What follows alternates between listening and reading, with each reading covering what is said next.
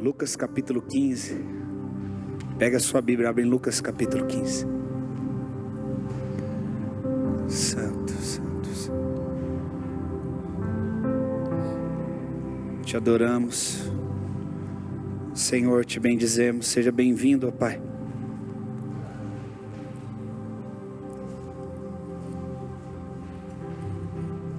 Tire calabassuro colabas. Santo, santo, santo. Digno de toda a honra, digno de toda a glória.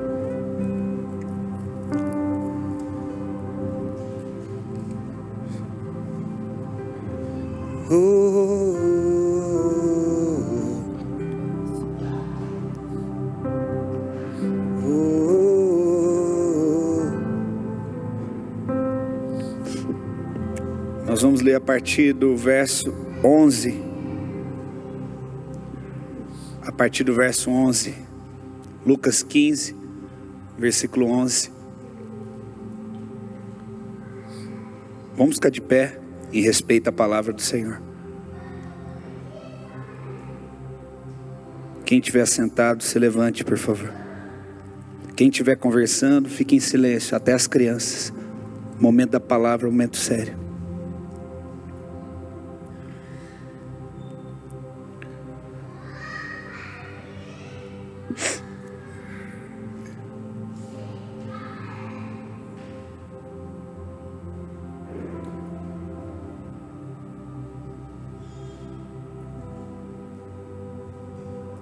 E Jesus continuou dizendo: certo homem tinha 2 filhos.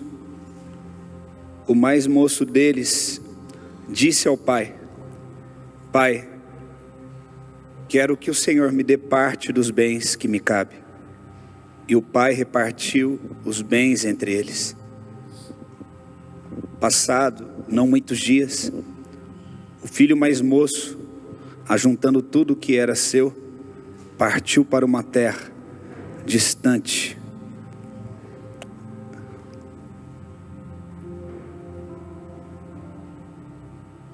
E lá desperdiçou todos os seus bens, vivendo de forma desenfreada. E depois de ter consumido tudo, sobreveio àquele país uma grande fome, e ele começou a passar necessidade. Então foi pedir trabalho a um dos cidadãos daquela terra, e este o mandou para os seus campos, a fim de cuidar dos porcos. Ali ele desejava alimentar-se das alfarrobas que os porcos comiam, mas ninguém lhe dava nada. Então, caído em si, disse: quantos trabalhadores de meu pai têm pão com fartura, e eu aqui estou morrendo de fome. Vou me arrumar, voltar para o meu pai e lhe dizer: Pai, pequei contra o céu, pequei contra Deus diante do Senhor, pequei contra o céu diante de ti. Já não sou digno de ser chamado seu filho. Trate-me como dos seus trabalhadores. E arrumando-se, foi para o seu pai. E vinha ele ainda longe, quando o seu pai o avistou, e compadecido dele, correndo, o abraçou e o beijou. E o filho lhe disse: Pai, pequei contra Deus e diante do Senhor, e já não sou digno de ser chamado seu filho. O pai, porém, disse aos servos: tragam depressa a melhor roupa, vistam nele, ponham um anel no dedo dele e sandálias nos pés. Tragam e matem um bezerro gordo. Vamos comer e festejar, porque este meu filho estava morto e reviveu, estava perdido e foi achado. E começaram a festejar. Ora, o filho mais velho estava no campo, e quando voltava, ao aproximar da casa, ouviu a música de festa e de dança, e chamou os empregados e perguntou: o que está acontecendo? E ele informou: o seu irmão voltou, e por tê-lo recuperado com saúde, o seu pai mandou matar o bezerro gordo. O filho mais velho se indignou e não queria entrar, saindo, porém, o pai procurava convencê-lo a entrar. Mas ele respondeu ao seu pai: faz quantos anos que sirvo o Senhor, e nunca transgredi um mandamento, mas o Senhor nunca me deu um cabrito sequer para fazer uma festa com os meus amigos. Mas quando veio este seu filho que sumiu com os bens do Senhor, gastando tudo com prostitutas, o Senhor mandou matar o bezerro gordo para ele. Então o pai respondeu: meu filho, você está sempre comigo, tudo que eu tenho é seu. Mas era preciso festejar e alegrar-se, porque este seu irmão estava morto e reviveu, estava perdido e foi achado. Senhor, nós te louvamos pela tua palavra. Meditamos nessa palavra agora, e que o nosso espírito esteja aberto para receber a tua palavra. Queremos aquietar a nossa alma, queremos que toda agitação, toda dispersão, declarar que seja arrancada deste lugar agora, para que nada roube a tua palavra. Em nome de Jesus, esse ambiente está guardado agora. Amém? Pode se assentar, pode acender as luzes.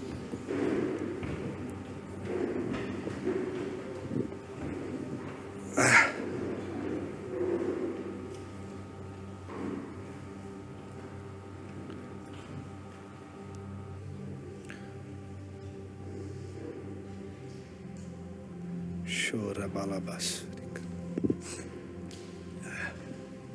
Te amamos, Jesus.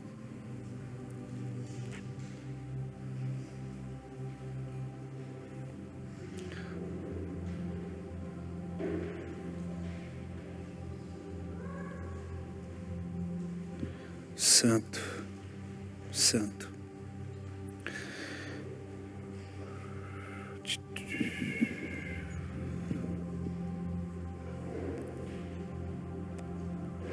Te amamos, Jesus. Feche teus olhos. Sinta a presença do Senhor neste lugar. Santo.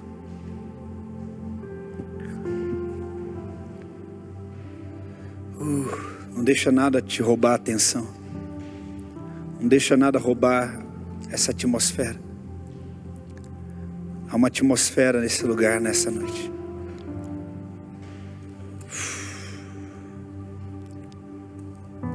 A presença do Senhor está neste lugar.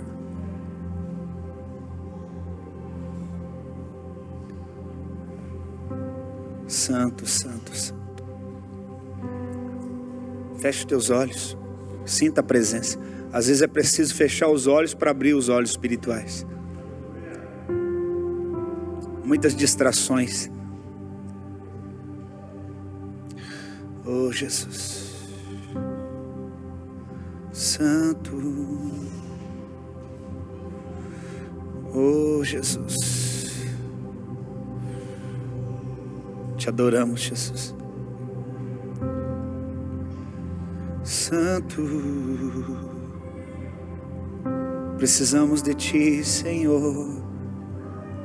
Necessitamos da Tua presença.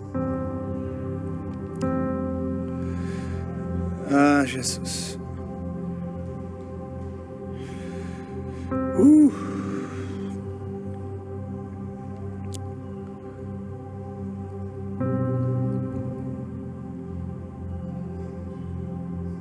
Santo. Te amamos, Pai. Te amamos, Pai. Paizinho querido. Te adoramos.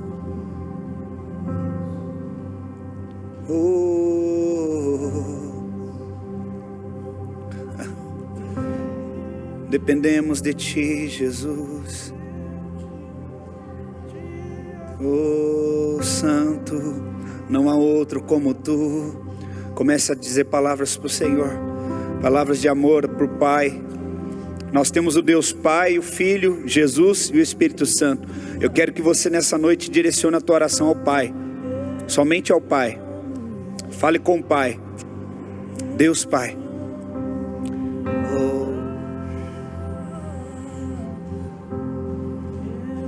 Oh Pai.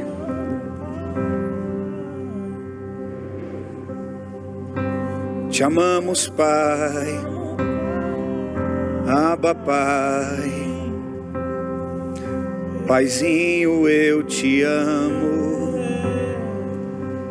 Deus, Tu és o nosso Pai.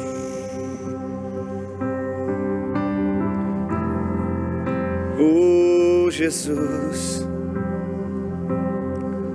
revela-nos o Pai.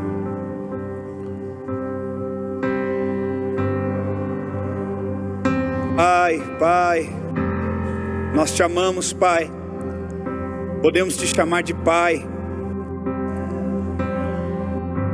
Podemos te chamar de Pai. Não somos órfãos. Nós temos um Pai que nos ama.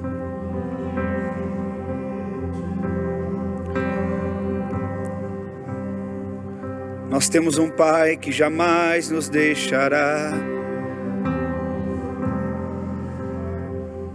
Santo,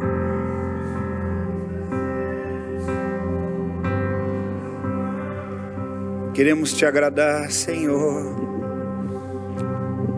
Irmãos, essa passagem é muito conhecida, talvez das parábolas que Jesus conta, talvez uma das mais conhecidas. A Bíblia diz que Jesus, ele disse: eu vou pregar em parábolas, para que vendo não vejam, ouvindo não ouçam, e somente aqueles que têm o Espírito e aqueles que podem ter os segredos do reino vão entender. Por isso ele começou a pregar em parábolas e ministrar em parábolas. E existem segredos guardados dentro das parábolas, muitos segredos do reino de Deus, que talvez muitos ainda não tenham acessado esse segredo. Então é muito importante, quando nós lemos uma parábola, a gente entrar em espírito, entender quais são os códigos, segredos que Deus quer nos revelar dentro dessas parábolas. Jesus, no final do capítulo 14, ele está dizendo as condições necessárias para que alguém torne-se um discípulo de Jesus. E depois em diante ele começa a contar a parábola da ovelha perdida. Deus abençoe, filho. A parábola da dracma perdida. E por último, posteriormente ele conta essa parábola do filho pródigo. E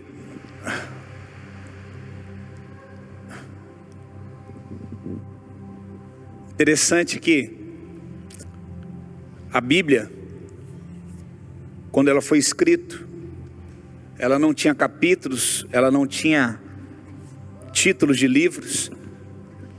Depois isso foi tudo organizado para que a gente pudesse, como hoje aqui, abre um livro tal, no capítulo tal. E alguém, quando organizou isso, colocou esses títulos: parábola da ovelha perdida, parábola da dracma perdida, parábola do filho pródigo. Mas interessante, eu não vou ler as outras parábolas que todos conhecemos. Mas o interessante, querido, que o personagem principal na parábola da ovelha perdida não é a ovelha, mas é o pastor. Porque o texto diz: qual é o homem que, tendo 100 ovelhas, qual de vocês, olha a pergunta que ele fala: qual de vocês é o homem?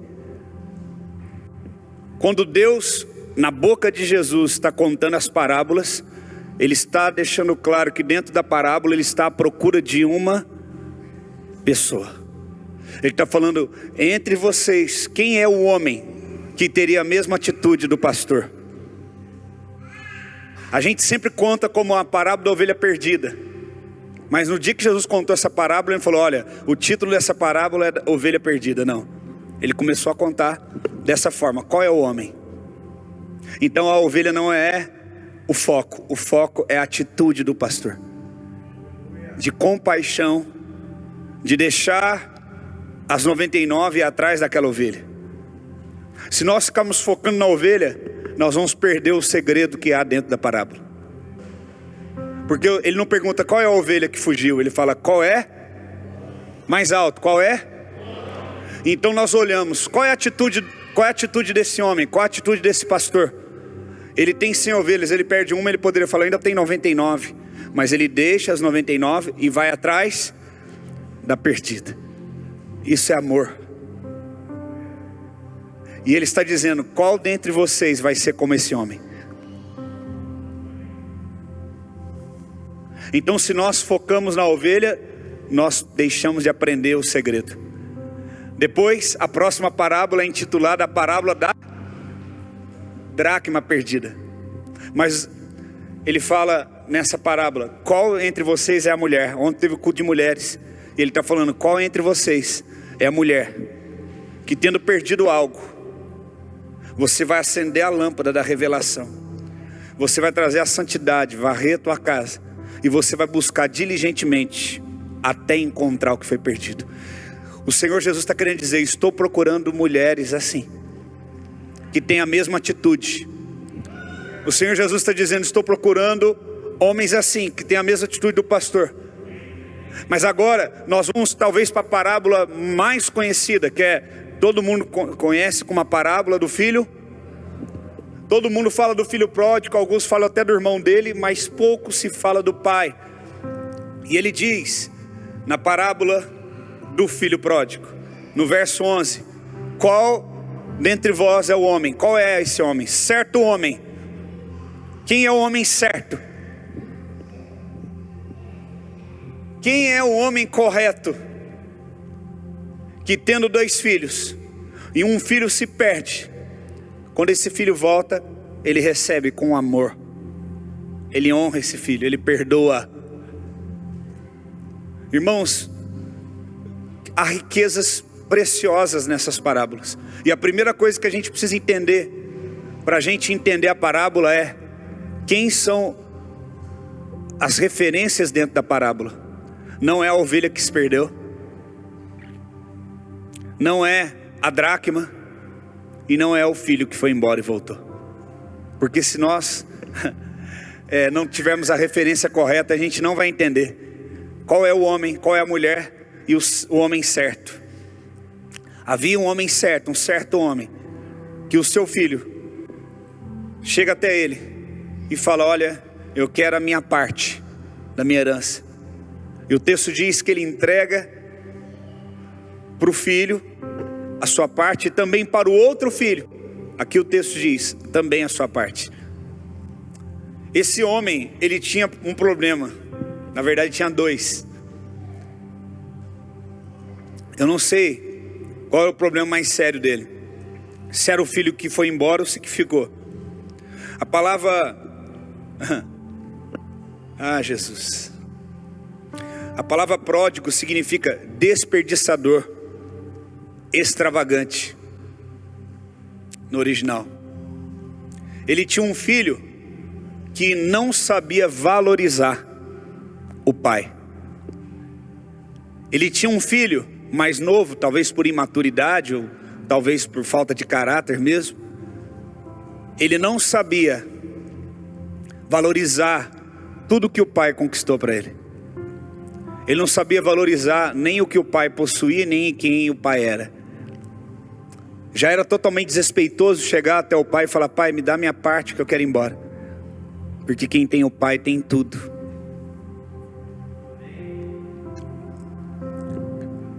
Então ele tem um filho extravagante, um filho que desperdiça, e ele tem um outro filho dentro de casa que não sabe quem é, que não tem identidade, que é um filho que age como escravo.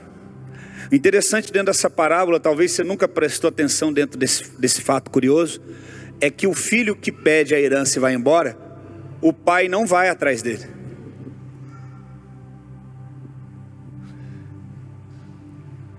O pai não vai em busca dele, não usa recursos para buscá-lo. Porque o filho foi embora por uma decisão. E o filho não estava perdido, porque ele sabia o caminho de casa. Diferente da ovelha que se perdeu. O filho sabia o caminho de casa. E ele não foi atrás do filho. Mas interessante, talvez você nunca parou para perceber isso, que fala que o irmão dele não estava em casa, quando o irmão chegou, mais novo. O irmão dele estava no campo, no trabalho. Diga, trabalhando. E quando ele chega, ele fala para um funcionário: o que está acontecendo? O que é esse barulho de festa? O que a gente entende quando ouve isso? Hoje não é dia de festa. Hoje é um dia comum de trabalhar. A mentalidade dele era só trabalho. Um era irresponsável e desperdiçador, e o outro extremo. Totalmente responsável ao extremo e trabalhava demais. E trabalhando demais, quando viu um som de festa, olha, isso não é normal. O que está acontecendo? Não, teu irmão voltou. E o texto diz que ele não quis entrar em casa. Ele saiu de volta para o campo para trabalhar. E o que o texto diz? Que o pai foi atrás dele.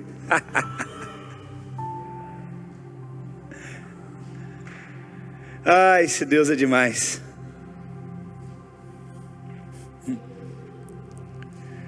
Esse Deus é demais. Santo é teu nome, Jesus. Te amamos, Senhor. Verso 28, o filho mais velho se indignou e não quis entrar. Saindo, porém, o pai o procurou.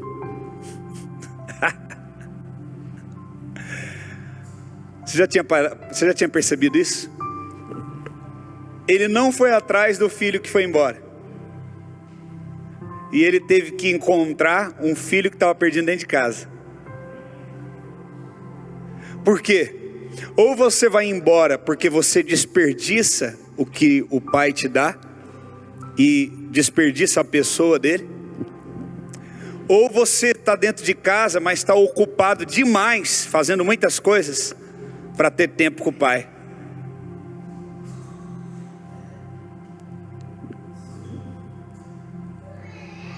Sabe por que ele não foi atrás do mais novo e ele teve que ir atrás do mais velho?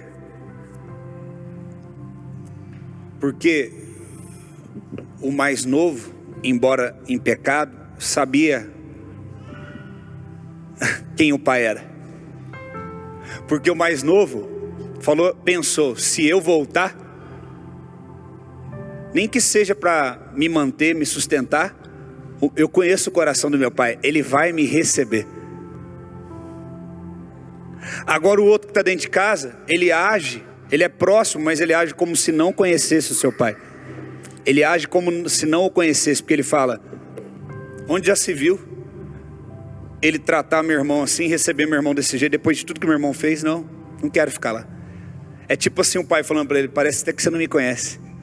Parece até que você não conhece o meu amor e meu coração de perdoador. Parece que você vive aqui em casa, mas trabalha tanto ao ponto de estar distante de mim. Já viu isso? Pessoas dentro de casa mais distantes do coração? Quais os segredos que Deus quer mostrar da sua paternidade para conosco nessa mensagem?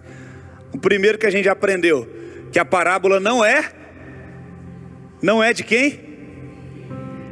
Fala bem forte, não é de quem? Mas a parábola é de quem? Todo mundo que prega fala do filho pródigo ou fala do irmão, mas nunca valoriza o pai. Interessante que talvez daqui 3 dias vai se comemorar o Dia dos Pais. Ninguém está falando nisso.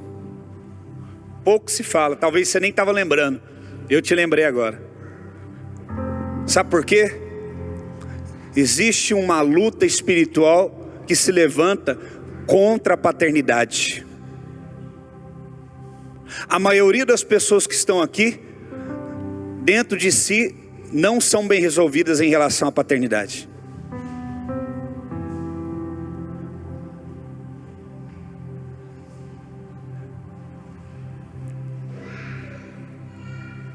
A maioria das pessoas que estão aqui não são bem resolvidas em relação ao relacionamento com seu pai, e não são bem resolvidos bem resolvidos no seu relacionamento com o filho.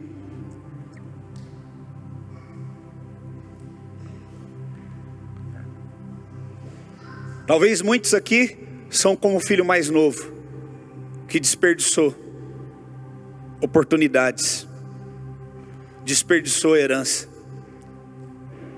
Ou outros, como o filho, não, eu sempre fiquei por perto, eu sempre ajudei, somos unidos, sempre estou lá, estou acompanhando, mas você não conhece o coração do teu pai.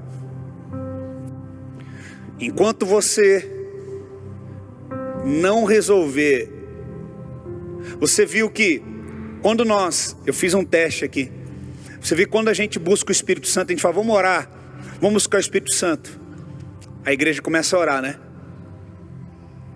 Quando a gente fala de Jesus, adorar Jesus, a igreja clama. Agora eu falei, gasta um tempo agora falando com o Pai.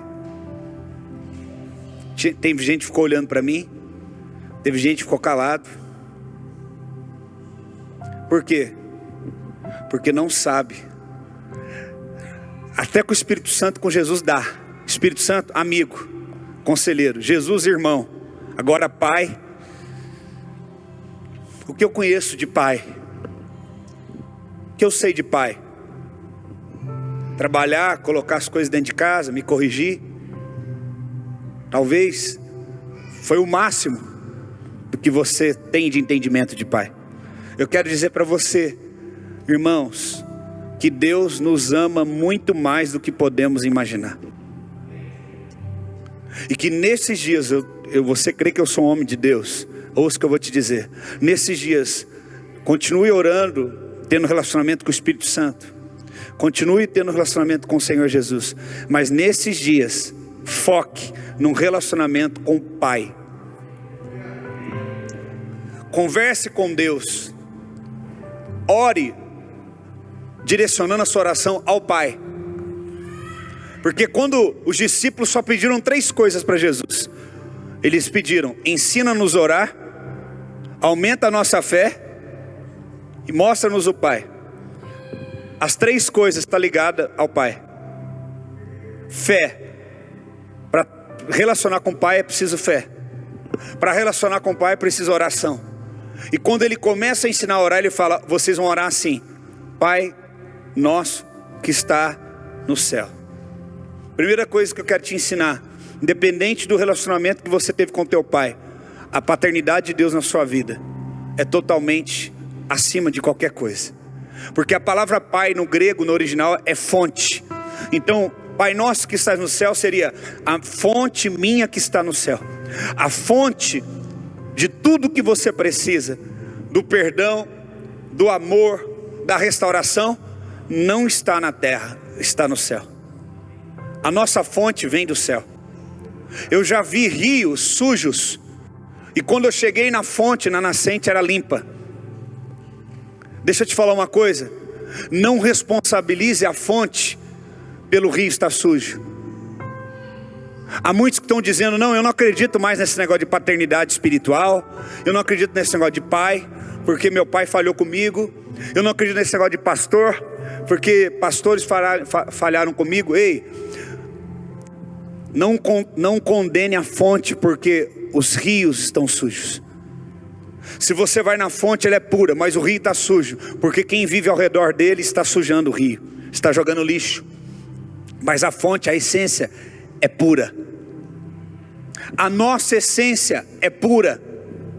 A nossa essência é santa.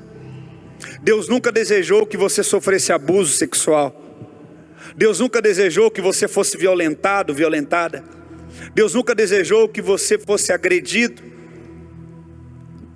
Ele, como pai, nunca desejou isso para você. Que você fosse traída, traído, enganado, enganada. Que você fosse tocado de uma forma abusiva por alguém que deveria te proteger. Deus nunca desejou que você fosse órfão. Deus nunca desejou que você crescesse sozinho, sem uma figura paterna. Deus nunca desejou que teu pai arrumasse outra mulher e fosse embora. Os homens podem falhar, mas há uma fonte no céu que nunca vai sujar, que nunca vai adulterar, que nunca vai nos abandonar, que nunca vai nos ferir. Essa fonte do céu se chama Pai. Deus Pai. Será que você pode agora levantar tua voz e dizer: Deus Pai, eu sou teu filho.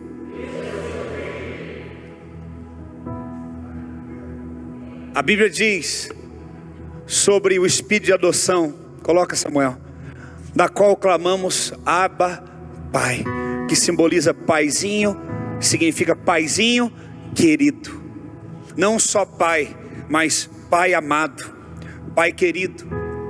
Nós precisamos aprender a amar a Deus como pai, porque vocês não receberam o espírito de escravidão, mas para viverem outra vez atemorizados, mas receberam o espírito de adoção, por meio do qual clamamos Abba Pai. Abba Pai significa pai de amor, pai amado, pai querido.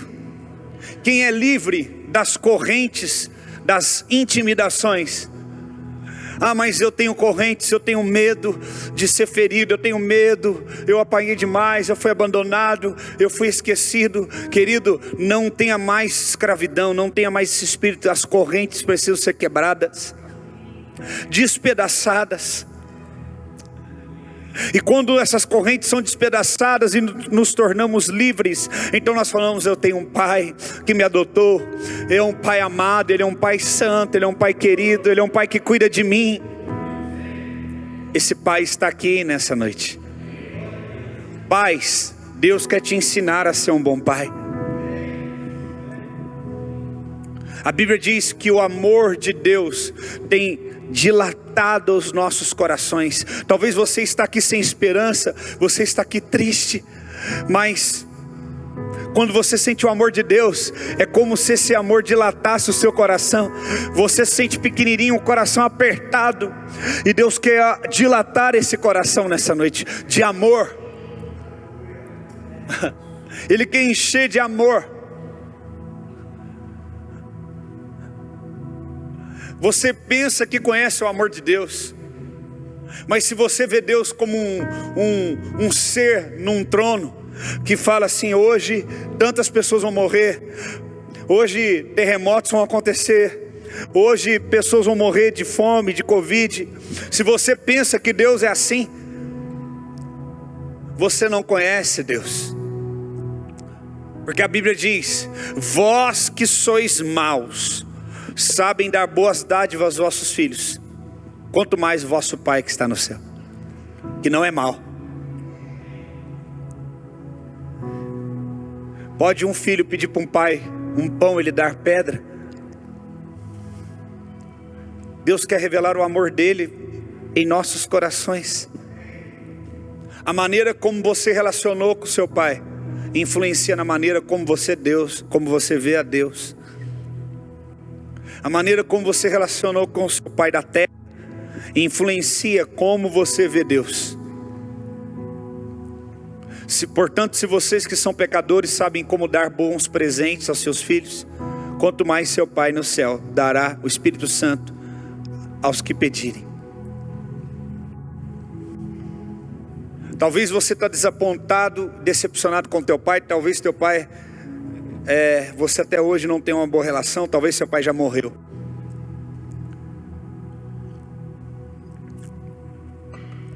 E o relacionamento que você teve com seu pai reflete no teu relacionamento com Deus. E é preciso haver um conserto. O diabo, ele não investe contra a maternidade, ele investe contra a paternidade. Nós somos um país órfãos, espiritualmente, emocionalmente e comprovadamente. Talvez um dos países que tem o maior número de órfãos na fila de espera aguardando adoção. Por que nós não temos compaixão por adoção? Faz um cálculo do que você gasta com pizza, com Coca-Cola, com besteira, com tanto de coisa na tua casa que está empilhada, enquanto tem uma criança aguardando por um pai. Mas você fala: não, eu não tenho condições. Não é que você não tem condições, você não tem um coração de adoção. Todos que estão aqui são adotados por Deus. O mínimo que deveríamos fazer é adotar alguém. Não só adotar um filho, como adotar alguém para cuidar. eu adotei no meu ministério todos que eu cuido como filhos espirituais. O que eu desejo para os meus filhos de sangue, eu desejo para vocês. Quando eu vejo um filho seu, uau, passou no vestibular, é como se fosse a minha própria filha. Um casamento, um aniversário, um emprego, uma realização pessoal.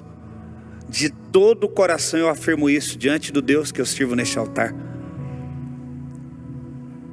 Porque essa tem que ser a característica de um pastor. A Bíblia fala dos 5 ministérios. E dentro dos 5 ministérios, eu aprendi isso com um dos meus pastores que me pastoreou um dia. Ele falou dos 5 ministérios: apóstolo, profeta, evangelista, pastor, mestre. E ele falou: Diego, pastor é esse dedo, que é o dedo da aliança. Esse dedo tem uma veia que vai direto ao coração. Pastor é coração. Para ser pastor você tem que amar, você tem que cuidar das pessoas. Ser pastor, irmãos, não é uma profissão, é uma vocação. É chorar com os que choram, é se alegrar com os que se alegram. É amar quem não merece o seu amor. Ele está perguntando: qual de vós é o homem? Eu não sei se você está entendendo. Jesus fala dos discípulos. Ele está falando as condições para ser discípulo. Discípulo é aquele que segue os mesmos passos. E depois ele conta algumas parábolas. Ele fala quem vai ser o homem. Então quando a gente focava só no filho pródigo, que legal, olha só, ele falhou, voltou, o pai recebeu. A gente fica assim: eu também vou ser um filho pródigo o resto da vida. O resto da vida eu vou falhar, meu pai vai me receber. Mas chegou a hora de nós nos tornarmos também pais. Eu não estou inventando, está na Bíblia, estou falando quem é o homem. Quem vai ser um homem que também vai ser um pai. E que quando alguém falhar com você, alguém te abandonar, você vai amar e perdoar e vai dar o melhor. Quando essa pessoa que falhou com você, você deu tudo, ela te abandonou, ela vier, você fala: vem cá, vou te colocar um anel, aliança, vou colocar vestes, vou colocar um calçado para te proteger, e vou te dar um novilho gordo. Naquela época o novilho gordo era caríssimo, porque a pessoa engordava para abate, estava pronto para abate, para consumir. E o filho pensou: eu vou voltar. E quando ele voltou, outra parte interessante que eu gosto desse texto, que ele fala: pai, no verso 21, ele falou para o pai: pai, pequei contra Deus diante do Senhor. Tem outra versão que fala: pequei contra o céu diante de ti. Ei, quando você falha com um pai, olha para mim, essa é a parte mais importante. Às vezes as pessoas se levantam, estão cuidando dos bebês, olhem para mim. Quando você falha com um pai, seja o teu pai de sangue, seja o teu pastor, seja alguém que representa um pai na tua vida, você não está falhando contra ela sem antes falhar contra Deus. Olha o que está escrito aqui: pai, pequei contra diante de ti. Pai, pequei contra diante de. Porque um pai não é um pai sem antes ser levantado pelo céu. O teu pai falhou com você, talvez você ache que ele não foi o melhor pai, mas eu quero te dizer, Deus não errou na escolha. Foi o céu que escolheu ele para ser seu pai.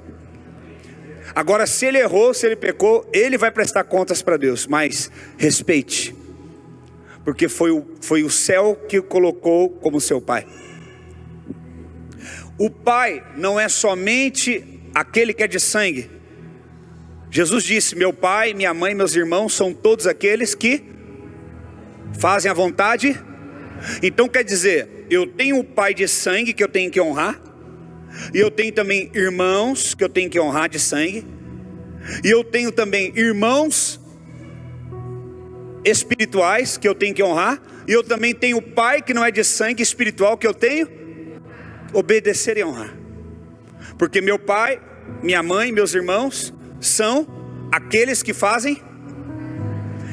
Então além de obedecer e a honrar um pai talvez que não serve a Deus, mas é meu pai de sangue que Deus me deu. E eu tenho que honrá-lo, mesmo ele não conhecendo a palavra. Além disso, olha como é que eu sou apertado. Nós somos apertados e pressionados. Eu tenho que honrar e obedecer meu pai, minha mãe, no espírito, e meus irmãos. Irmão, você nasceu para submissão. O que é submissão, irmãos? Talvez você confunde submissão com manipulação. Manipulação é aquele que exerce paternalismo e autoritarismo. O autoritário, ele usa da posição que tem do poder para impor, e ele mesmo não segue os exemplos daquilo que ele exige. O paternalista, ele usa da posição de pai para exigir que você cumpra com princípios que ele mesmo não é referência. Isso fere. Sabe, no passado, quando os pais falavam assim: faz o que eu faço, faz o que eu digo, mas não faz? Paternalismo.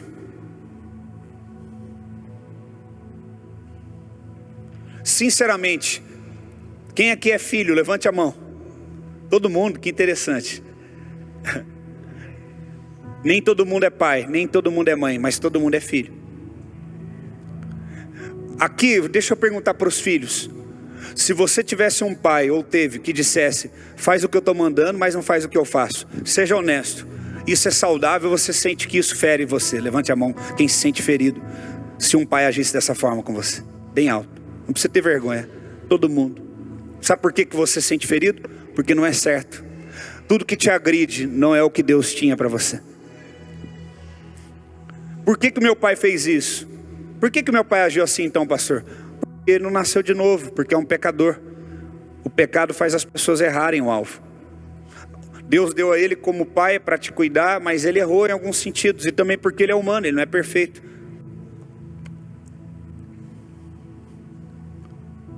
Então, se já fosse difícil honrar e respeitar um pai que está exercendo paternalismo, autoritarismo, agora eu também busco uma paternidade para suprir essa paternidade, que ela vem de Deus diretamente e também de Deus através de alguém. Se você lembrar, no livro de Gênesis diz que Deus estava todos os dias com o homem no Éden, mas Deus falou: vou fazer uma mulher para ele, porque ele não fica sozinho. Deus se manifesta através do seu Espírito e através também de pessoas que Ele coloca em nossa vida, para que sejamos completos. Por isso também Ele enviou Jesus na forma humana, para que nós sentíssemos abraçados pelo próprio Deus. Ele é a mão de Deus, Ele é a teofania de Deus.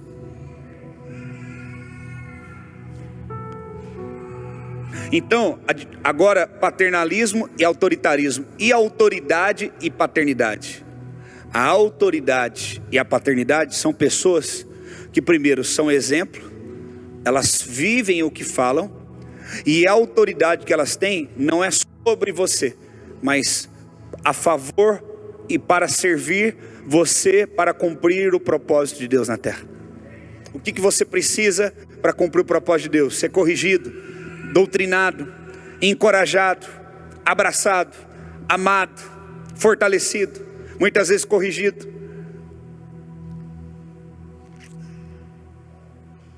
A palavra pai também significa progenitor. A palavra progenitor vem de alguém que coloca uma semente. Se uma pessoa talvez tenha uma influência tão forte na tua vida ao ponto de colocar sementes em você, conhecimento, direção, conselho, essa pessoa exerce uma paternidade na sua vida.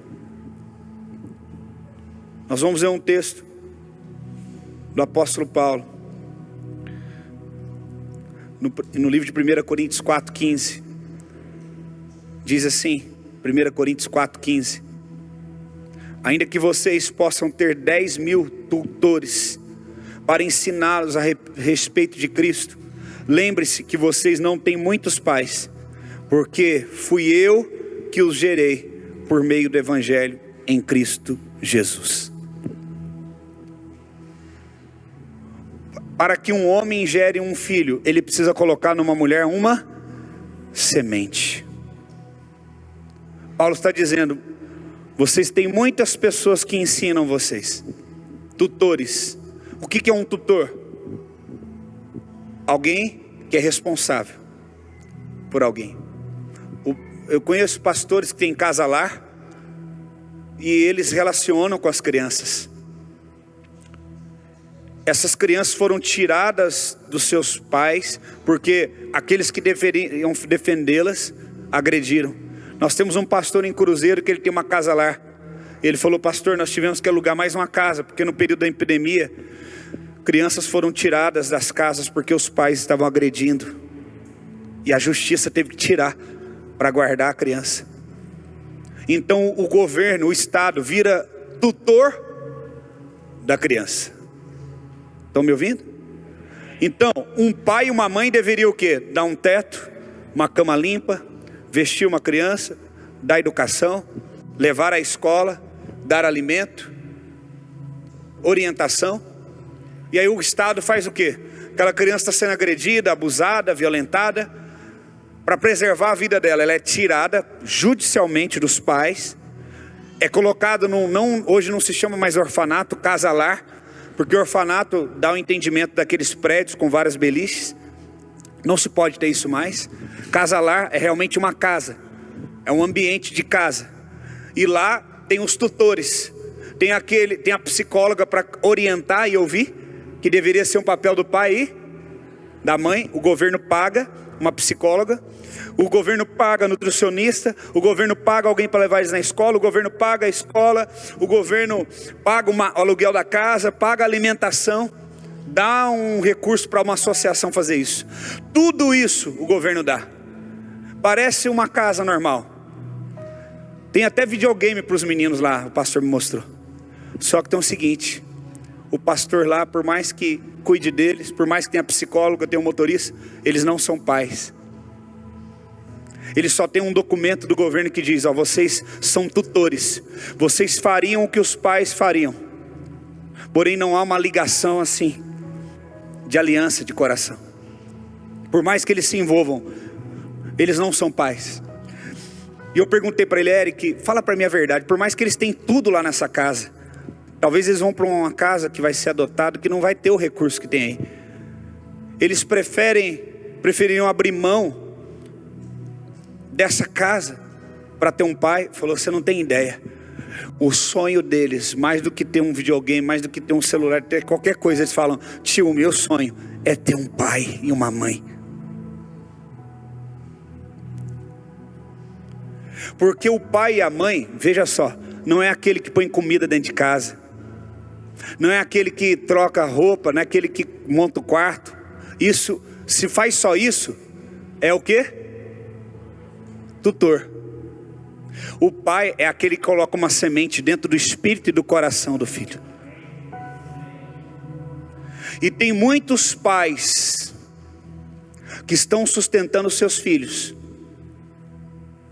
que estão trabalhando com dignidade, mas um dia eles vão ter que encontrar um apóstolo Paulo da vida, porque aquele pai, aquela mãe só foi um tutor.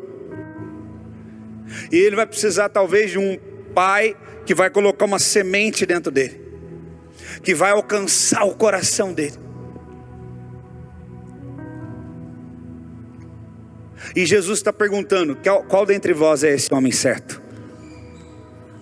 Qual dentre vós vai ter paciência para pastorear, para a pessoa voltar, você fala: vem cá, deixa eu te dar o melhor, eu te perdoo. E o filho fala: pai, eu já não sou digno de ser chamado seu filho. A palavra chamado ali no original é perder o nome. Na Bíblia, todas as vezes que Deus assume a paternidade de alguém, o que ele faz? Eu quero ouvir bem alto. Ele dá o nome. O anjo, quando chega até Maria, fala: olha, o menino vai realizar um propósito, o Espírito vai vir sobre você. E tem o seguinte: o pai já mandou falar qual vai ser o nome dele.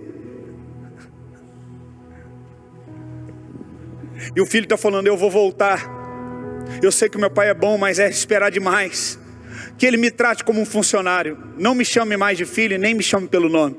Eu imagino o pai que deu o nome para ele virar e falar assim: filho, eu não vou te tratar como funcionário. Eu te amo. Eu não sou um tutor.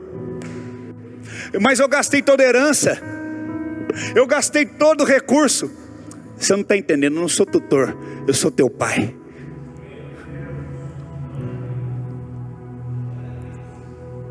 Eu não sou teu tutor. Eu sou teu pai. Eu estava hoje tendo que montar algo lá em casa.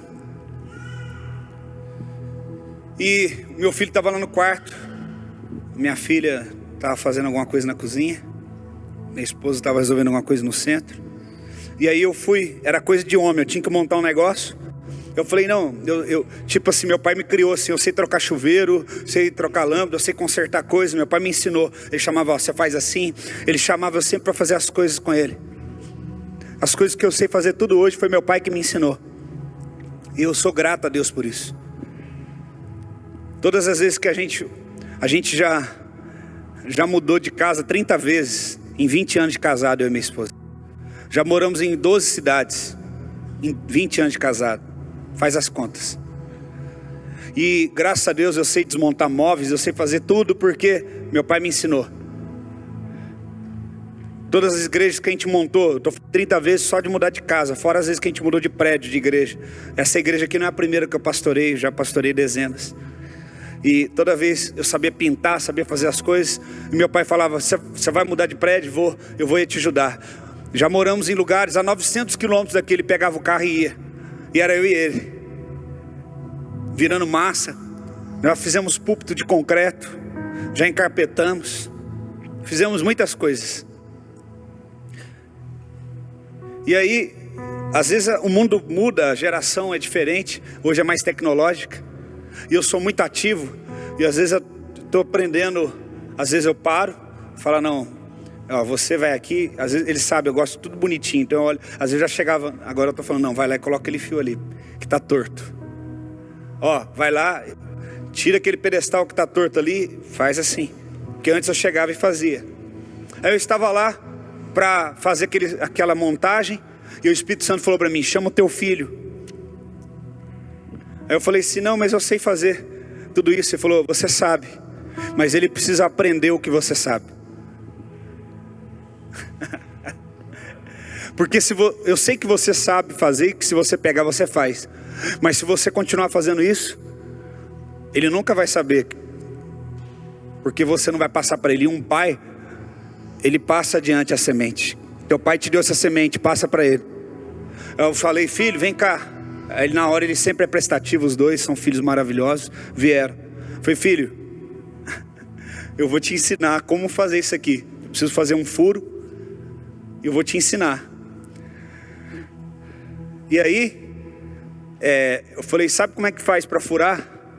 Para fazer um furo, você precisa tirar as medidas. Meu filho gosta de matemática. Aí ele pegou, começou a fazer uns cálculos. Ele pega uma régua, pega um lápis, ele pegou, peguei a trena. E aí o Espírito Santo, ele é lindo. E eu falei, a gente tem que colocar isso aqui. E para colocar nós temos que pegar o centro. Aí eu coloquei a régua, a medida, risquei assim. Fiz um risco. E depois fiz um risco assim. Aí que o Espírito Santo falou para mim, o que está parecendo esse risco? Assim. Eu falei, uma cruz. Ele falou assim. Aí o Espírito Santo começou a falar comigo, e meu filho me ajudando. Toda vez que você precisa instalar algo, montar algo, você precisa fazer um furo. Para achar o centro, você precisa pegar as duas medidas, assim e assim, horizontal e vertical. É um formato de uma cruz, porque a cruz é o centro de tudo. Aí eu falei, uau! Aí eu falei, Samuel, Deus acabou de falar comigo. Ele falou, o quê? E eu falei, nós dois começamos a chorar e sentir a presença de Deus. E eu louvei o Espírito Santo porque eu achei que era algo tão simples que eu podia fazer sozinho. Mas não só ensinei meu filho a fazer um furo, como eu ensinei a ele que a cruz é o centro de tudo. E eu tive que ir no centro comprar algo. E quando eu entrei na loja para comprar um parafuso que faltava, eu sempre estou aqui, calado e às vezes ouvindo as coisas ao meu redor, observando as coisas. Eu escutei 2 mulheres conversando. Aquele menino é terrível. Ele cresceu, mas ele continua terrível, ele não mudou, ele não tem jeito. E eu escutando eles falando isso, essas 2 mulheres. E eles falaram assim: ele puxou o pai em tudo. Ele é igual o pai dele. Até na burrice ele é igual o pai dele, até na chatice ele é chato igual o pai. E elas bateram nisso. E o Espírito Santo falou comigo de novo: um filho está destinado a ser aquilo que o pai dele é. Aquele menino estava sendo, não era um menino, era um homem, né? Pela maneira que ele estava falando, era uma pessoa casada, tudo. Mas aquele homem estava sendo desmoralizado, porque ele havia se tornado igual ao pai. Então, os pais têm que tomar cuidado nas atitudes e nas decisões que têm tomado. É por isso que Paulo fala.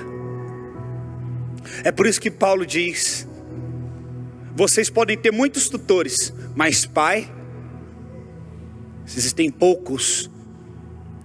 Por isso que o diabo luta tanto contra a paternidade, porque a paternidade vai gerar dentro de você sementes do reino de Deus.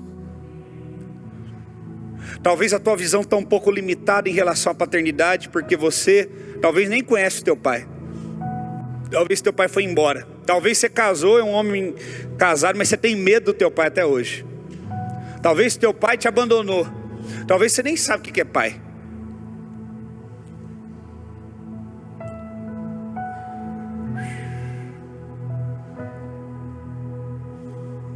Eu não sei, mas de uns dias para cá Deus tem queimado dentro de mim isso. E eu falei hoje para Deus, falei: Deus, eu estou aprendendo sobre a paternidade do Senhor. Eu pensava que eu conhecia a tua paternidade. Eu pensava que eu conhecia o teu amor. Mas o Senhor tem me constrangido. Eu tive que ir no mercado hoje, teve uma hora que eu estava no carro, e Deus começou a falar. Quando eu comecei, irmãos, a investir no relacionamento com Deus, como pai, Ele começou a falar. Sabe o que eu vi? Que Deus tinha tanta coisa para falar para mim, mas eu precisava parar para ouvir. Porque a gente fala com o Espírito Santo, a gente fala com Jesus, mas a gente tem dificuldade de tratar Deus como um pai. A gente vê assim, uma catástrofe em tal lugar, fala: por que Deus permitiu isso? A gente joga a culpa logo nele. E Jesus e o Espírito Santo? Por que Deus... Porque a gente entende de Deus como um pai, como alguém que só está ali para... Porque foi esse tipo de paternidade talvez que você teve. Quando meu pai chegava em casa, todo mundo... Aí você fica inibido hoje na presença de Deus.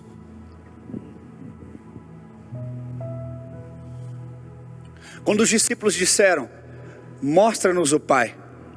Eu estava hoje vindo para cá, o Espírito Santo falou isso para mim. Revela 2 coisas para mim. Como que eles, dentro de uma cultura tradicional, familiar, judaica tão rica, onde a maioria dos filhos trabalhavam na mesma profissão com o pai, eles tinham um convívio muito grande com seus pais. Eles falaram para Jesus: Jesus, mostra para mim quem é o pai. Sabe o que mostra para mim? Que quando eles veem a atitude de Jesus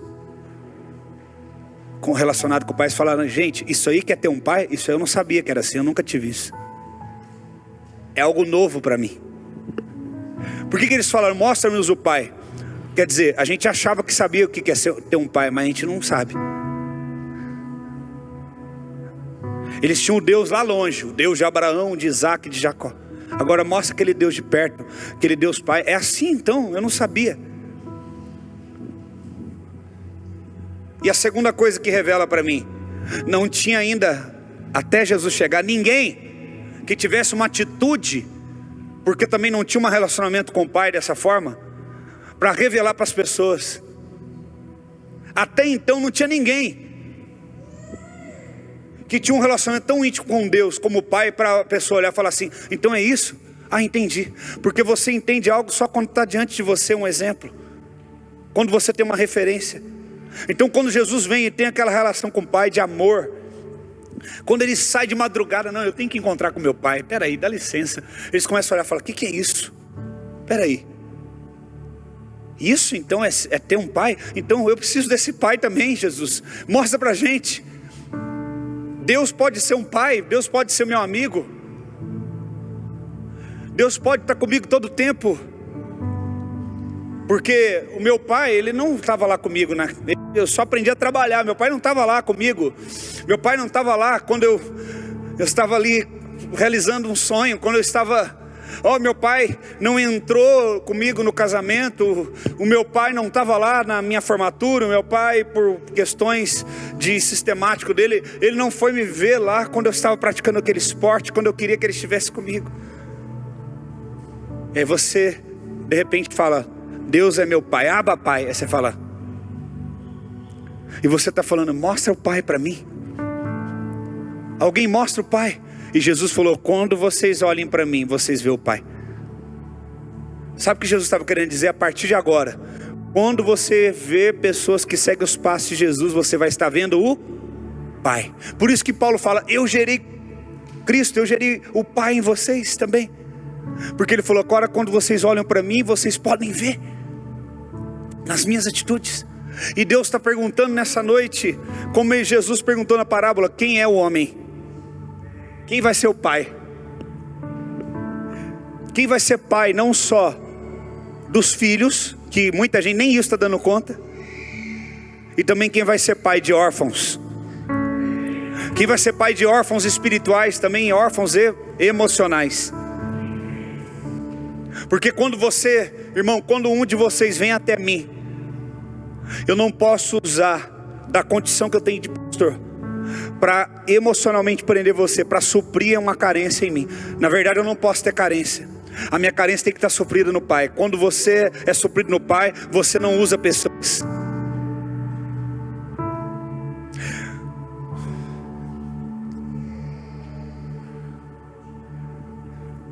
Deus está nos levantando para exercer paternidade. Eu estou vendo alguns pais aqui com seus filhos nos braços. Ali, aqui, aqui. Olha essa criança que está na sua mão. Deus não te chamou somente para pagar as contas. Dá para ela o que você não teve. Dá roupa, dá escola, dá boas coisas. Deus chamou você para colocar sementes dentro do coração dessa criança. Senão você não vai passar de um tutor. Talvez você tenha um pai lá no fim do mundo lá e que manda uma pensão. Isso é ser tutor. Eu não estou querendo jogar ninguém aqui contra o pai natural. Estou querendo que você entenda e perdoe o teu pai nas falhas dele. Mas estou querendo que você tenha um entendimento de paternidade e seja reconectado com Deus no relacionamento de pai e filho.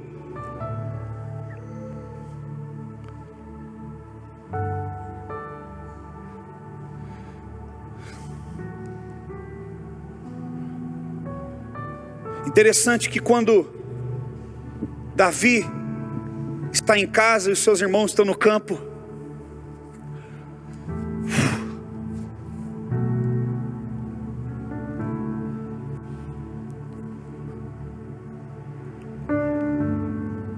Davi está no campo, antes eu vou voltar, e os seus irmãos estão em casa, esperando o profeta, por algum motivo, que a Bíblia não explica, então a gente fica de uma forma implícita entendendo, por que ele não chamou, o único que não chamou foi Davi, talvez porque o pai achasse que ele não seria o escolhido.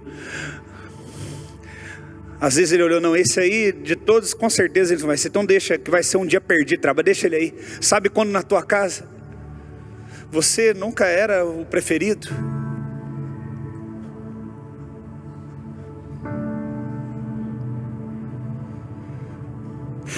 Deus está curando pessoas aqui. E aí Davi estava no campo, e Samuel falou, não é nenhum desses, você não tem mais nenhum filho, Jessé. O pai teve que reconhecer o erro dele, tenho mais um filho. Tipo assim, por que você não chamou ele também? Se era para todos os filhos estarem aqui. Samuel não precisava dizer isso, quando ele falou, você não tem mais um filho? O pai já sabia que tinha errado. Tenho lá, chama ele, porque não nos assentaremos à mesa enquanto ele não chegar. Imagina Davi chegando. tudo sujo, cheirando cocô de ovelha. E ele chega, todo mundo em pé esperando ele, aquela mesa bonita, e o profeta mais importante de Israel: o que está acontecendo? E o profeta fala: Deus aprova escolher você hoje como rei de Israel. E ele se ajoelha, e Deus derrama óleo através de Samuel. Porque de todos que estavam ali, ele era o mais fraco, o menos forte, o menos capacitado, mas ele tinha alcançado o coração de Deus.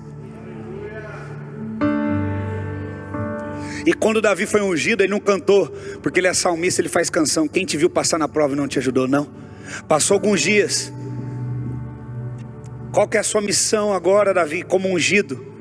O pai fala: filho, teus irmãos estão lá lutando de novo. Você não tem porte físico, você não tem condição, alguém tem que cuidar das ovelhas, fica aqui, deixa os teus irmãos na guerra. E para piorar, tira os leites aí de algumas cabras, faz um queijo e leva para os teus irmãos.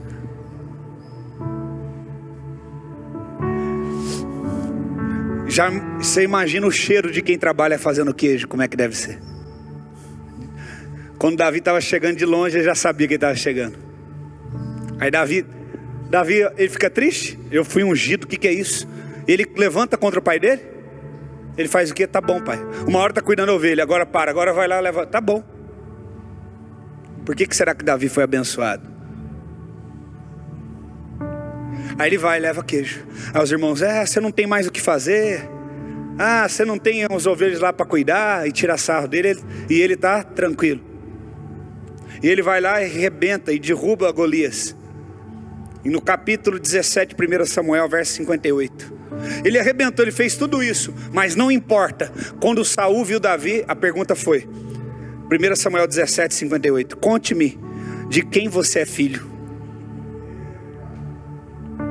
Porque não importa o dilema que você está vivendo, por mais que você ache que o pai está falhando com você, poxa, uma hora ele deixa eu de fora, uma hora eu estou no campo e eles estão em casa, outra hora eu estou em casa e eles estão no campo e ele manda eu ir lá.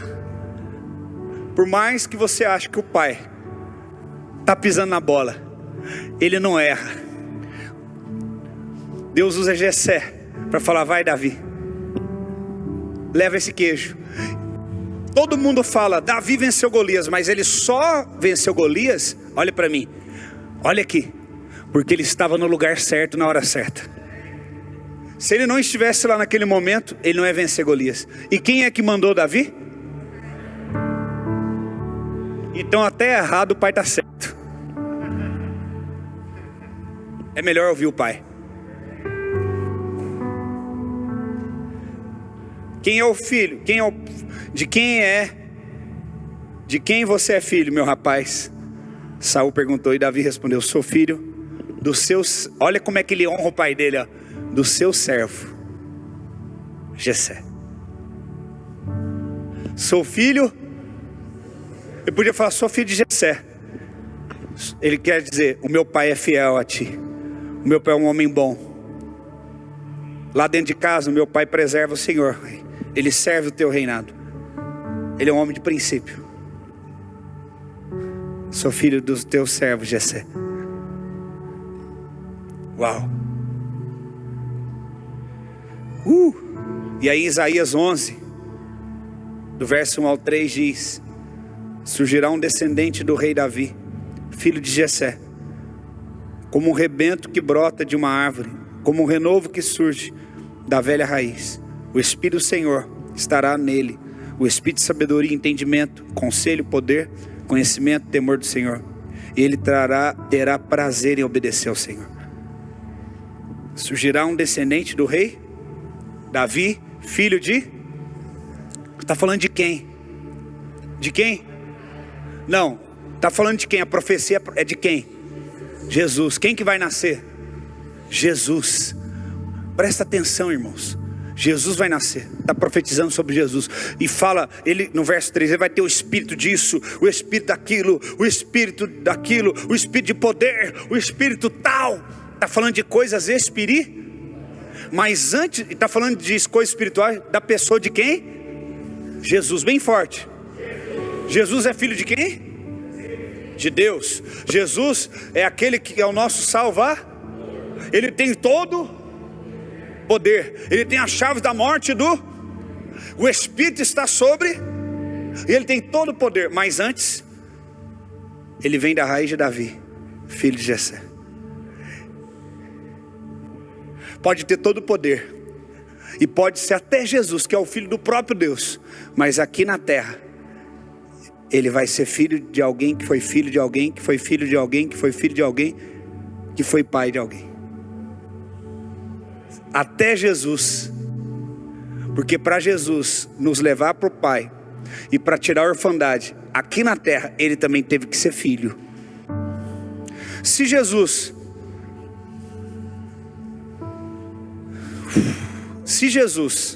é filho de Deus, e ele é.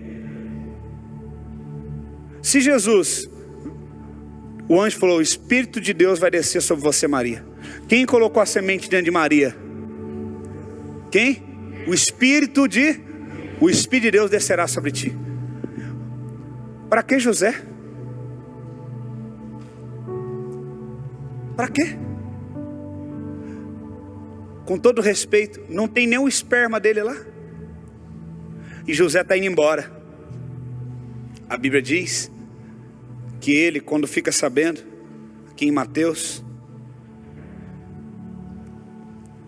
no versículo de número 20,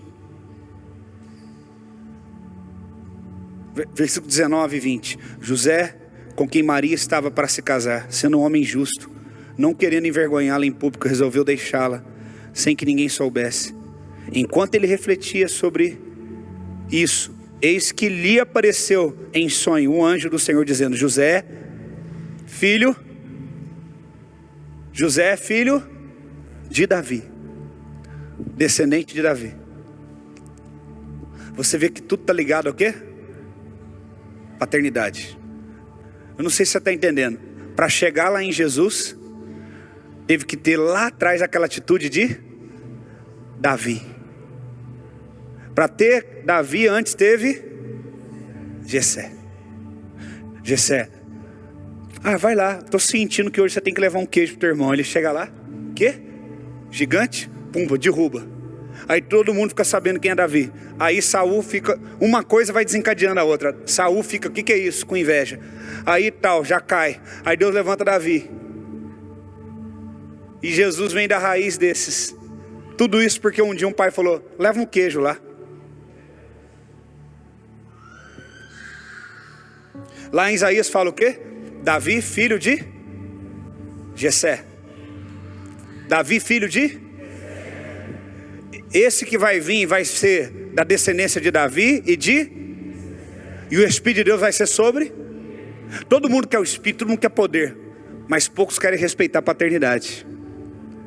Poucos querem ter história.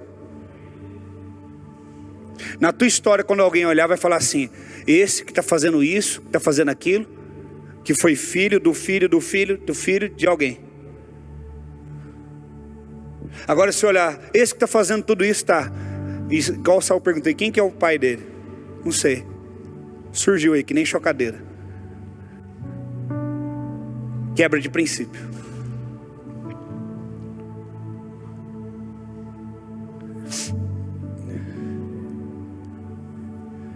E aí José, que é justo, falou: vou embora porque vão pensar que a gente teve alguma coisa, então eu vou. E o anjo aparece para ele e fala: não, isso aí que está acontecendo, coloca lá por favor Mateus, isso aí que está acontecendo, ele fala no verso 20, José é filho de Davi, não tenha medo de receber Maria como esposa, porque o que nela foi gerado é do Espírito Santo, e ela dará à luz a um filho, e você colocará o nome dele de Jesus. Olha, o anjo, ele é ordenado por quem? Quem manda nos anjos? O Pai, Deus. Ele falou: anjo, vai lá, fala com ele. Jesus não pode ser órfão na terra, ele tem que ter um pai. Pensa comigo, Maria dá o útero, José não deu esperma, não deu nada, mas ele falou: eu não quero que você seja tutor, eu quero que você seja um pai dele, quero que você cuide dele. José, você não deu esperma, mas você tem uma colaboração tão importante Você não pode ficar de fora do projeto. Deus não deixou José de fora. Mesmo ele não dando como homem o que um homem dá para gerar uma criança. Quer dizer, Deus podia olhar e falar assim: eu preciso na terra de um. Deus precisava na terra de um filho. Deus precisava colocar na terra um filho. Para ele colocar um filho, a semente vinha de quem? Olha para mim. De quem? Do Espírito Santo. Descerá sobre ti Espírito Santo. E o poder do Pai vai te envolver por intermédio do Espírito Santo. Deus precisava de um útero, então precisava de Maria. Ele podia olhar e falar: para que eu preciso de José? Como uma geração hoje que tem olhado e fala assim: para que eu preciso do Pai?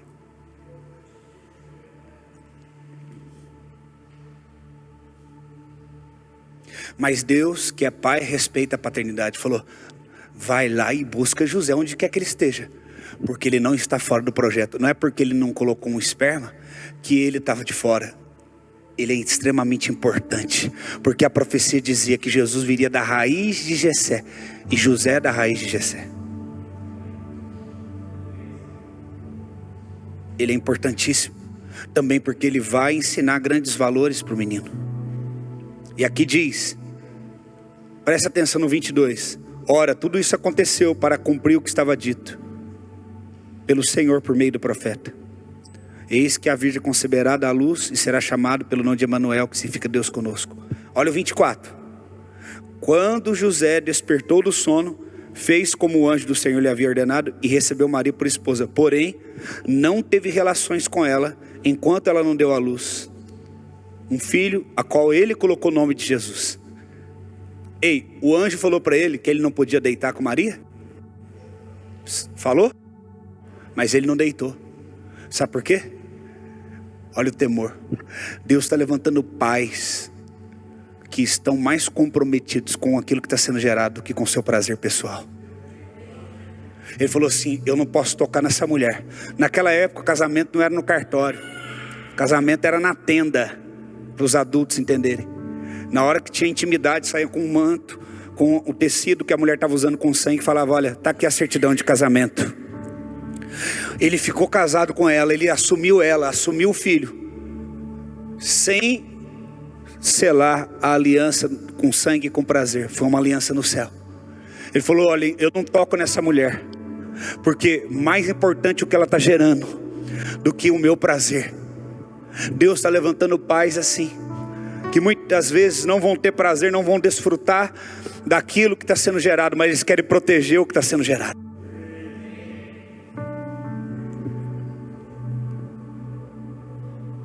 E aí José, quando o menino nasce, Maria, o nome dele vai ser assim, porque o anjo falou.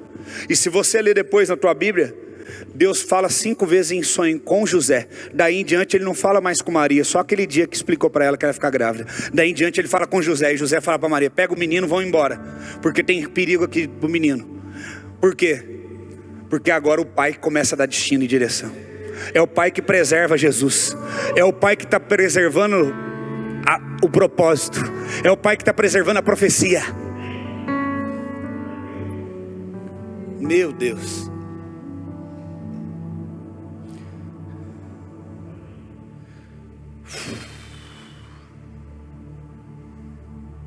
Lá em Lucas 2. Ah, Jesus.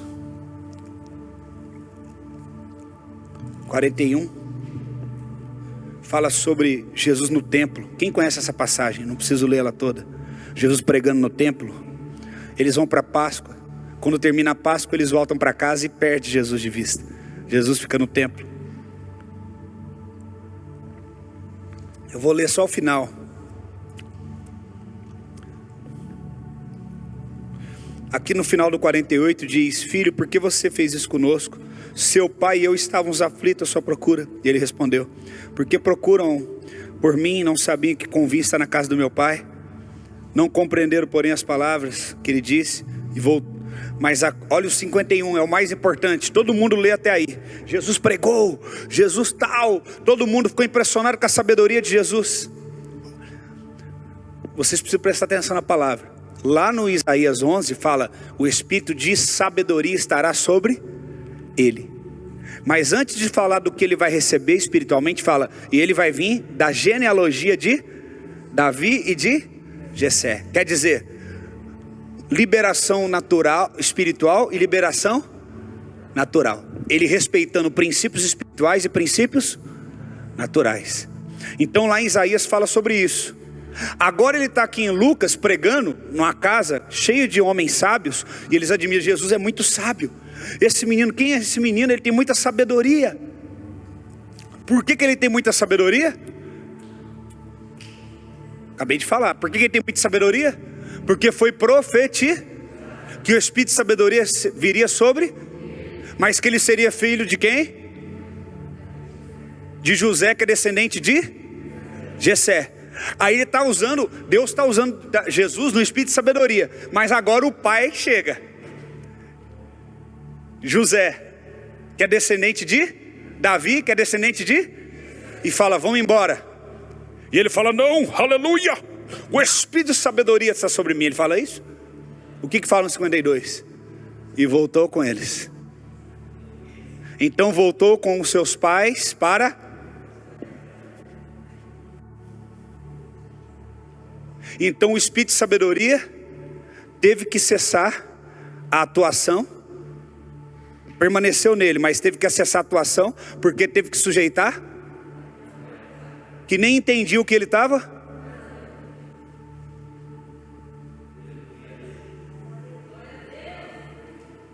Não, mas o meu pai lá é da roça, ele não entende as coisas. Eu tenho todo o conhecimento, eu tenho unção.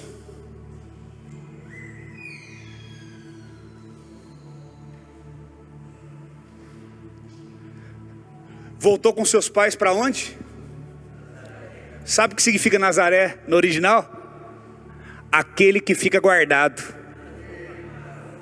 O pai, sabe o que o pai fez? O pai fez assim, ó. Você está arrebentando aí, né? Eu mesmo não estou entendendo o que você está pregando. Parabéns, só que é o seguinte, vem cá. Está na hora de guardar você de novo.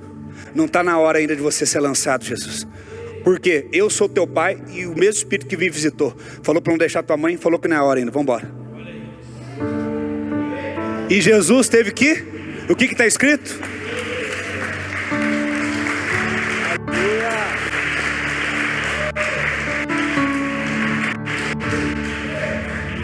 É por isso que em Isaías 11 fala, o espírito de sabedoria, mas ele é de uma descendência, ele tem que respeitar essa descendência, ele tem que respeitar esses pais. Jesus, se Jesus teve, o que dirá eu e você?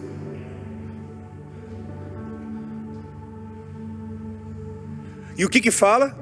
E continuava a ser obediente a eles. Imagina, Jesus, meu Deus, que criou José, que criou a gente. Tá bom, José, eu te obedeço. Será que isso entra dentro da tua cabeça? Você está assim no culto, 9h20, vai acabar que hora? Será que você está entendendo? Jesus que estava com o Pai lá no Gênesis, façamos o homem. Agora ele tem um homem para mandar nele. E você fala que não obedece ninguém, que você tem relacionamento com Deus e você sabe tudo. Imagina Jesus falar, será que alguém aqui tem mais relacionamento com Deus que o próprio Jesus? Para conhecer tudo? Não. E Jesus que conhecia tudo submeteu um homem.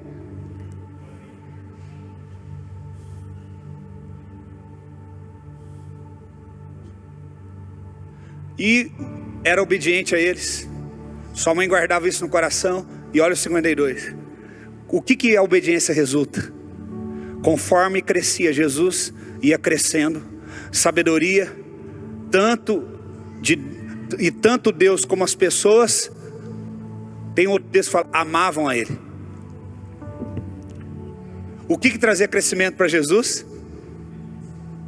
Descer. O que trazia crescimento para Jesus? Submeter. Submissão é o que? Submeter a missão.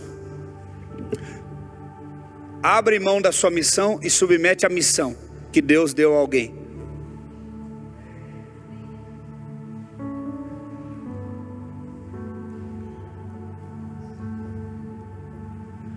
Ai, ai. E Jesus crescia em sabedoria, estatura e graça diante de Deus e dos homens. Jesus, olha aqui, presta atenção. Se fosse outro filho, ia falar: peraí, eu estava arrebentando, cheio de sabedoria, e ele corta o meu barato. Ele não me ama, ele está querendo me diminuir. Mas ele, tá bom, obedeço, vamos voltar. Aí ele volta e não está ensinando ninguém. Ele não está pregando para mais ninguém. Só dele submeter a um pai que nem entendia o que ele pregava. O que acontece com a sabedoria dele?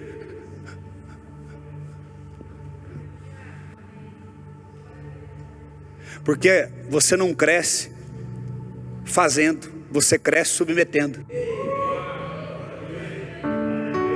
Você não cresce quando você está explorando o seu potencial. Você cresce quando você abre mão. Ah, aquela pessoa é tão humilde, ela tem alguma coisa para abrir mão? Não, então não é humilde, ela é miserável. Pastor, como que o senhor fala isso? É a Bíblia. A Bíblia fala que Jesus foi humilde. Por quê? Tendo todo o poder, ele abriu mão, veio na forma de homem, não se defendeu, tinha poder para acabar com todo mundo ali na cruz, não despregou e não desceu. Isso é ser humilde, é você poder fazer e não fazer por um propósito maior. Agora, você querer fazer e não ter condições de fazer, não é ser humilde, é ser miserável. Jesus podia não obedecer José, porque ele tinha mais sabedoria que José, mas ele submeteu, e isso fez ele se tornar mais sábio. Então, você acha que você está perdendo, mas quando você abre mão, você está ganhando. Você fala, aí você fala assim: olha para mim, você é forte agora. Está vendo aquela fita no chão? Alguns conseguem ver. Está vendo esse pedestal? Mais fácil. Está vendo? Você estabeleceu uma rota para você. Aí você está indo. Aí teu pai te puxa. José puxa você, fala: vou te guardar, vou te levar para Nazaré. Aí você fala: não, eu estou mais longe. Por que você fez isso? Ele falou: você está mais longe daquele objetivo que você determinou, mas o objetivo que Deus deu para você está aqui, ó. Então agora você está mais perto. Então, quando Deus te puxa para trás daquilo que era o teu objetivo, Ele está distanciando você do objetivo seu, mas Ele está aproximando você mais perto do objetivo dele. Eu não sei se você entendeu. Então, quando Jesus deixou de pregar para aquela plateia, tá bom, e voltou, Ele voltou para o lugar onde ele devia estar, na casa dos pais, em Nazaré, onde ele deveria ficar guardado. O mesmo Deus que falou: esconde ele aqui, porque agora lá querem matar, ele foge para o Egito, é o mesmo que falou: fica um tempo em Nazaré. E ele ficou. E quando ele saiu de lá, ele saiu pronto. Porque quando ele deu as costas para Jerusalém, voltou para Nazaré e cresceu, agora ele vai para Jerusalém, pronto para curar, pronto para multiplicar, pronto para libertar, e pronto até mesmo para perdoar pecados e morrer por nós e ressuscitar. Ah, meu Deus. Agora eu quero te perguntar: quem é a sua Nazaré? Ter alguém para te guardar e te proteger vai proteger o que você está gerando. Quando você abre mão da Nazaré, você está abrindo mão de ser guardado. Você se lança. Uma flecha não se lança sem um arco. Uma flecha não se lança sozinha. Efésios 6, de 1 a 3, diz: filhos, obedeçam os seus pais no Senhor. Agora não está falando de pais espirituais, de pais naturais, está falando de pais espirituais. Os pais no Senhor, pois isso é justo. Honre o teu pai e a sua mãe, que é o primeiro mandamento com promessa. Ele compara aqueles que estão orientando você espiritualmente com o mesmo nível de autoridade que o teu pai natural. Ah, mas o pastor não é meu pai. José também não era pai de Jesus. Não tinha esperma de José. Não tinha sangue de José.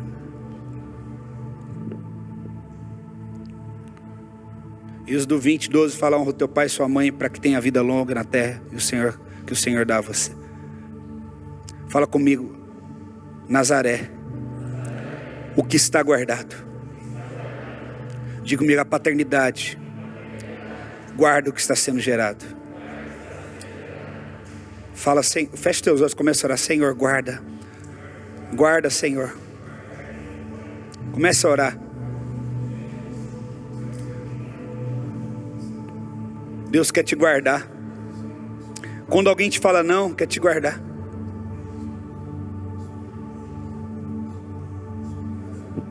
Quem é o pai? Quem vai ser o pai dessa geração? Não é o filho pródigo mais, a história não é dele, é do pai. Quem é o homem que, tendo 2 filhos, ele vai e perdoa o filho? Quem que você conhece na terra assim?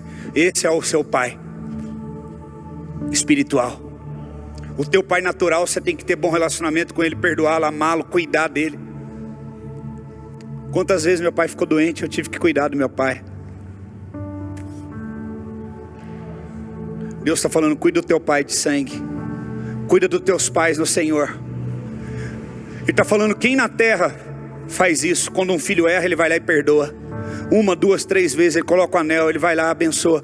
Quem é? Quem é que você vê na terra desse jeito? Esse aí é teu pai, vai lá. Vai lá que ele vai cuidar de você. E ele está falando, e você um dia também precisa ser pai espiritual, deixar de ser só filho e se tornar um pai.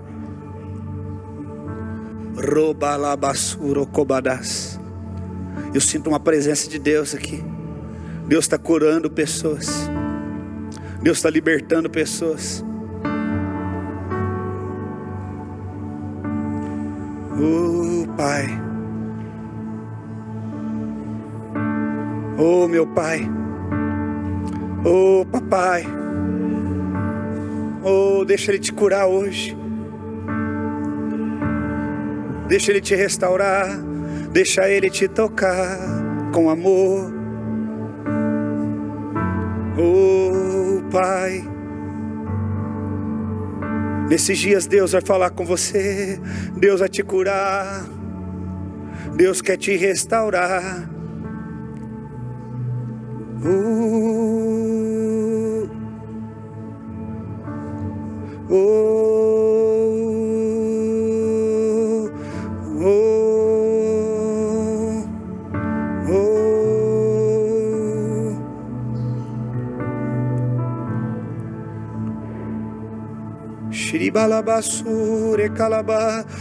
O fruto da sua desobediência tem gerado essa depressão.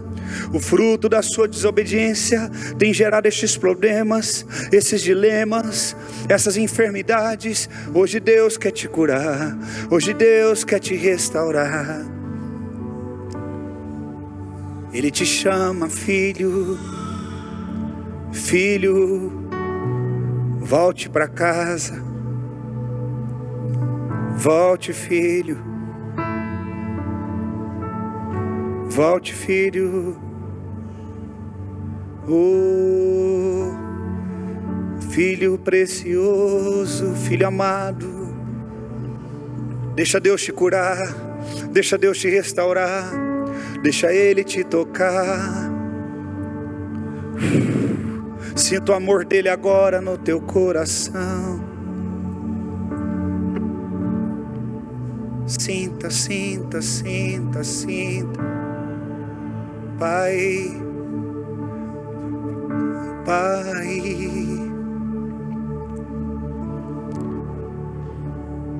Deus quer mudar a sua visão de relacionamento com Ele.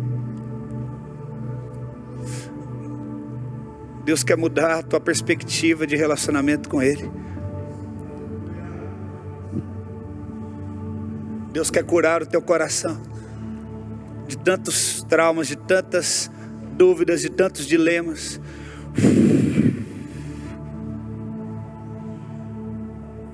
E é tão belo saber que eu sou filho e que tenho um lugar na tua mesa. Não há nada melhor que escutar tua voz dizendo nossa comunhão é eterna.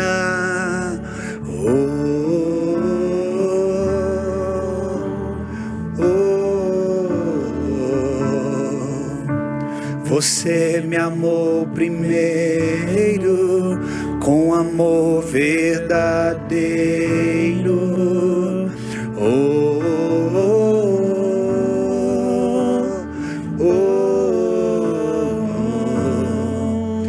Meu prazer é te adorar, ó Pai. Meu prazer é te adorar. Primeiro passo é você perdoar agora o seu pai natural. Perdoa ele.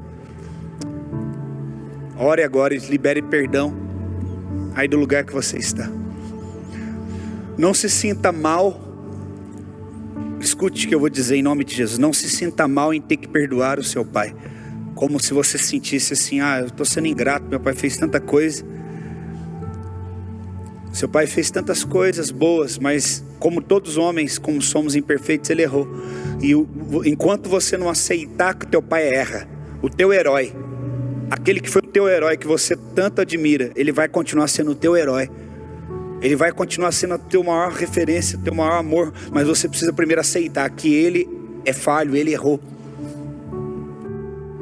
Primeira coisa que você precisa aceitar, que o teu pai, aquele herói, ele errou, ele erra. Eu erro com meus filhos. Só Deus não erra. Primeira coisa é isso. Então você dizer: eu perdoo meu pai, eu reconheço que ele errou. Às vezes a dificuldade que você tem em perdoar seu pai é a primeira dificuldade que você tem de reconhecer que ele erra, de que ele é falho. Você pensa que o teu pai é infalível. Não é verdade, ele falha. Não porque ele é ruim, mas porque ele é falho. Essa expectativa que você tem de um pai infalível é só em Deus.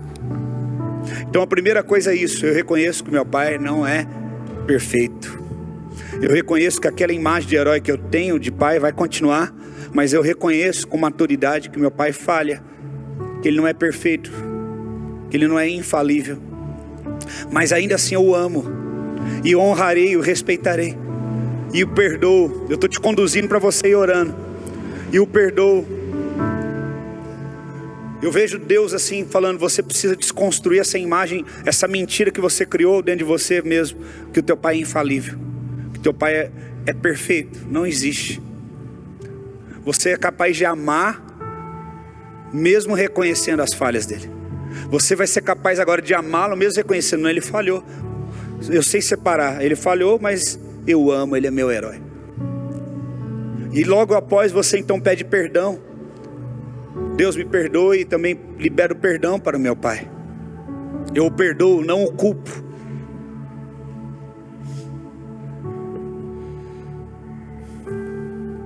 Logo depois que você libera perdão, agora você entende que essa carência que você tem e essa referência de pai perfeito e herói, perfeitamente só no Abba. Só no Abba. Só no Abba. Só ele pode suprir completamente. E por último, você reconectar a uma paternidade espiritual, sabendo que como a primeira, o pai espiritual também é falho. Ele não é infalível. Irmãos, eu não sou infalível. Vocês que olham para mim: nossa, podem me respeitar, me reconhecer como um homem de Deus, como um pastor de vocês, como um pai espiritual, mas eu não preciso ser infalível para ser pai espiritual. Esse é o primeiro engano de quem procura uma paternidade espiritual. Procura pessoas perfeitas. Então, entende-se: não preciso mais de pai espiritual. Não, a sua expectativa que foi errada. Engana-se você que você acha que um pai espiritual, para ser pai espiritual, tem que ser infalível. Não é. Assim como o primeiro pai, o natural de sangue, o pai espiritual, ele é falho. Mas independente das falhas dele, você decide amá-lo. O seu amor está acima das falhas dele. E a honra e valorização, as sementes espirituais que ele libera e deposita em você, são maiores do que as falhas dele. Não estamos falando de falhas de caráter e de santidade. Estamos falando de falhas que todas as pessoas podem cometer. Às vezes esperamos de um pastor que ele seja perfeito. Quase um querubim já. A Bíblia fala que ele tem que ser marido de uma só mulher, que ele tem que ser hospitaleiro, que a casa dele tem que ser bem governada, que os filhos têm que obedecer a Deus e a ele, que ele tem que ter bom testemunho, ele tem que ter uma boa palavra, ele tem que ter a presença de Deus, tem que ser quase perfeito. E é verdade, tem que ser tudo isso.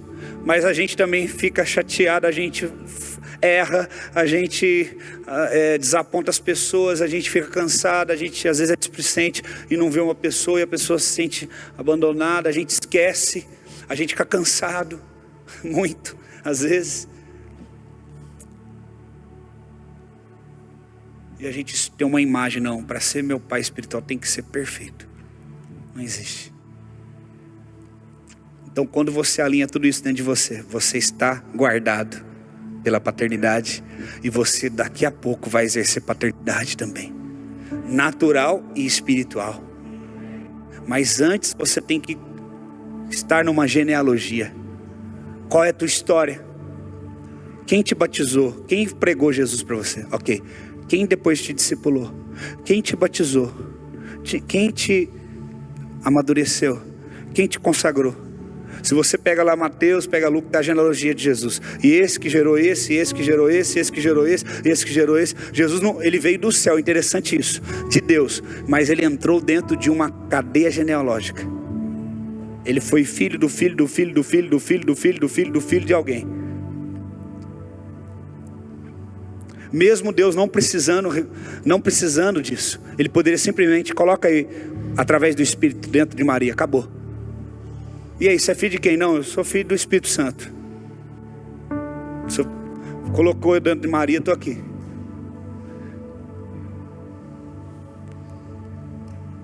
Você consegue entender isso?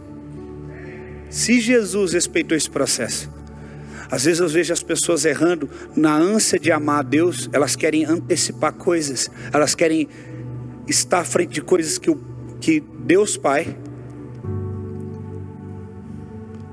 no que diz de respeito dentro da família espiritual, Deus Pai, e às vezes o pai espiritual, a mãe, não entendeu o que é o momento. E a gente sente rejeição de novo. Por quê? Porque disso tudo, tanto com Deus, tanto com o pai espiritual, há dentro de nós uma raiz de rejeição decorrente do pai natural. Enquanto a gente não resolver com o pai natural, e não vão resolver com Deus, não vão resolver com pais espirituais. E Deus está dizendo hoje, sabe o que Deus está me mostrando agora? Casamentos que estão assim, teia de aranha, travado. E a pessoa não consegue entender, é sexual, é financeiro, é emocional. E é uma mulher, Deus me mostrando, está falando, está faltando até afetividade. Deus me mostra, eu sei quem é a pessoa. Está faltando afetividade da minha parte com meu marido, falta, não sei, eu sempre gostei, agora está faltando, o que está acontecendo? Deus está falando para você, irmã, você sabe o que é você, não preciso te expor, e nem vou fazer isso. Deus está falando assim, conserta dentro de você, essa é a linha, tua relação com o teu pai na terra, tem que ser resolvida aqui dentro, isso está emaranhando, está atrapalhando o teu relacionamento emocionalmente.